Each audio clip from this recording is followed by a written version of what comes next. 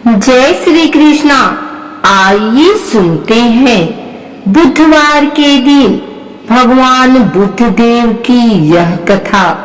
समतापुर नगर में मधुसूदन नामक एक व्यक्ति रहता था। वह बहुत धनवान था।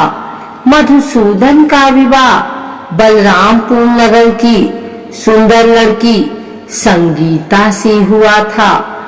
एक बार मधुसूदन अपनी पत्नी को लेने बुधवार के दिन बलरामपुर गया। मधुसूदन ने पत्नी के माता पिता से संगीता को विदा कराने के लिए कहा।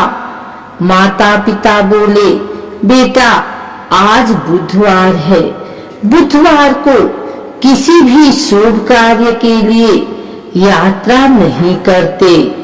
लेकिन मधुसूदन नहीं माना। उसने ऐसी शुभ अशुभ की बातों को न मानने की बात कही। दोनों ने बैलगाड़ी से यात्रा प्रारंभ की। 2 कोस की यात्रा के बाद उसकी गाड़ी का एक पहिया टूट गया। वहां से दोनों ने पैदल ही यात्रा शुरू की। रास्ते में संगीता को प्यास लगी। मधुसूदन उसे एक पेड़ के नीचे बैठाकर जल लेने चला गया। थोड़ी देर बाद जब मधुसूदन कहीं से जल लेकर वापस आया तो वह बुरी तरह हैरान हो उठा, क्योंकि उसकी पत्नी के पास उसके ही शक्ल सूरत का एक दूसरा व्यक्ति बैठा था। संगीता भी मधुसूदन को देखकर हैरान रह गई। वह दोनों में कोई अंतर नहीं कर पाई। मधुसूदन ने उस व्यक्ति से पूछा, तुम कौन हो और मेरी पत्नी के साथ क्यों बैठे हो? मधुसूदन की बात सुनकर उस व्यक्ति ने कहा, अरे भाई, यह मेरी पत्नी संगीता है। मैं अपनी पत्नी को ससुराल से विदा करा कर लाया हूँ। लेकिन तुम कौन हो जो मुझसे ऐसा प्रश्न कर रहे हो? मधुसूदन ने कहा, तुम जरूर कोई चोर या ठग हो। यह मेरी पत्नी संगीता है। मैं इसे पेड़ के नीचे बैठाकर जल लेने गया था।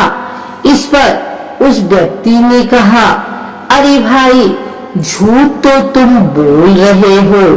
संगीता को प्यास लगने पर जल लेने तो मैं गया था। मैंने तो जल लाकर अपनी पत्नी को पिला भी दिया। अब तुम चुपचाप यहाँ से चलते बनो, नहीं तो किसी सिपाही को बुलाकर तुम्हें पकड़वा दूंगा। दोनों एक दूसरे से लड़ने लगे।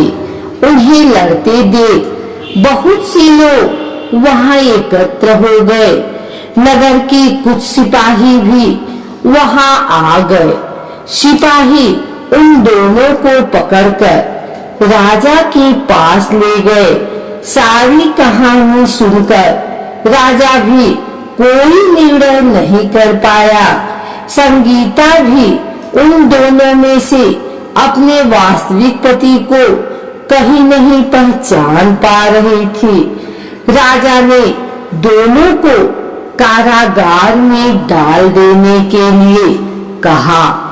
राजा के फैसले पर असली मधुसूदन भयभीत हो उठा। तभी आकाशवाणी हुई, मधुसूदन, तूने संगीता के माता पिता की बात नहीं मानी और बुधवार के दिन अपने ससुराल से प्रस्थान किया। यह सब भगवान बुद्ध देव के प्रकोप से हो रहा है। मधुसूदन ने भगवान बुद्ध देव से प्रार्थना की कि हे भगवान बुद्धदेव, मुझे क्षमा कर दीजिए, मुझसे बहुत बड़ी गलती हुई। भविष्य में अब कभी बुधवार के दिन यात्रा नहीं करूंगा और सदैव बुधवार को आपका व्रत किया करूंगा। मधुसूदन के प्रार्थना करने से भगवान बुद्धदेव ने उसे क्षमा कर दिया। तभी दूसरा व्यक्ति राजा के सामने से गायब हो गया। राजा और दूसरे लोग इस चमत्कार को देख हैरान हो गए। भगवान बुद्धदेव की इस अनुकंपा से राजा ने मधुसूदन और उसकी पत्नी को सम्मान पूर्वक विदा किया। कुछ दूर चलने पर रास्ते में उन्हें बैलगाड़ी मिल गई। बैलगाड़ी का टूटा हुआ पहिया भी जुड़ा हुआ था। दोनों उसमें बैठकर समतापुर की ओर चल दिए। मधुसूदन और उसकी पत्नी संगीता दोनों बुधवार का व्रत करते हुए आनंद पूर्वक जीवन यापन करने लगे। इस तरह भगवान बुद्धदेव की कृपा से उनके यहाँ खुशियां बरसने लगी। इस तरह जो स्त्री पुरुष विधिवत बुधवार का व्रत करके व्रत सुनती है, भगवान बुद्धदेव उनकी सभी मनोकामना पूर्ण करते हैं। आइए सुनते हैं बुधवार पूजन विधि। पौराणिक मान्यता के अनुसार बुधवार के व्रत का आरंभ विशाखा नक्षत्र युक्त बुधवार को करना चाहिए और इसके बाद लगातार 7 बुधवार तक व्रत करना चाहिए। व्रत शुरू करने से पहले गणेश जी सहित 9 ग्रह पूजन करना भी जरूरी माना जाता है। व्रत के दौरान में भागवत महापुराण का पाठ भी करवाया जा सकता है। इसके अलावा शुक्ल पक्ष के पहले बुधवार से भी बुधवार का व्रत करना शुभ माना जाता है। प्रातः काल उठें। नित्य क्रिया से निपटने के पश्चात स्नान आदि से स्वच्छ होकर भगवान बुद्ध की पूजा करनी चाहिए। व्रती हरे रंग की माला या वस्त्रों का प्रयोग करे तो उत्तम रहता है। यदि पूजा के लिए भगवान बुद्ध की प्रतिमा न मिले तो भगवान शिव शंकर की प्रतिमा के निकट भी पूजा की जा सकती है। दिन भर के व्रत के पश्चात शाम को भी पूजा करनी चाहिए और केवल एक समय भोजन करना चाहिए।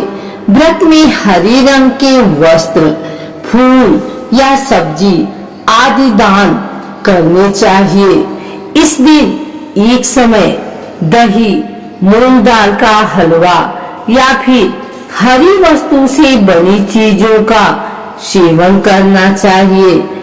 कहते विधि विधान से अगर इस व्रत को किया जाए तो जीवन में सुख शांति रहती है और घर धन धान्य से भरे रहते हैं।